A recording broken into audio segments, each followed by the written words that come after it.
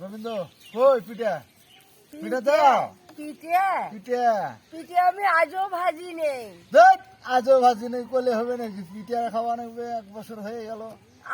আমি কাজে ব্যস্ত ছিলাম, হ্যাঁ পিঠে ভাজি নেই। হ্যাঁ আমার নাতি নাতনি যতক্ষণ আমি খাওয়াতে পারি নেই, খাওয়াই নেই, হ্যাঁ।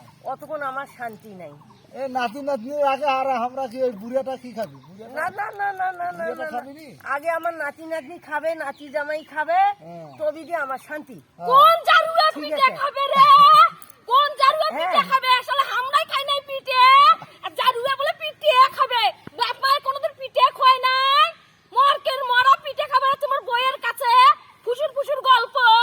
মোর বউ ছাড়া আর কোনোটা গল্পের জায়গা হয় না। আজকে মোর বেটা আসুক, হাড্ডি ফাটে নিম দুইজনকে। মোর বেটা সর বইয়ের সাথে গল্প পিঠে খাওয়া ছল।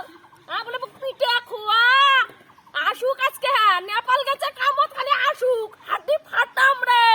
যে দারু শালার খাওয়া- বেটি তোর হাড্ডি ফাটা। যে দারু খাওয়া মাথা আসুক।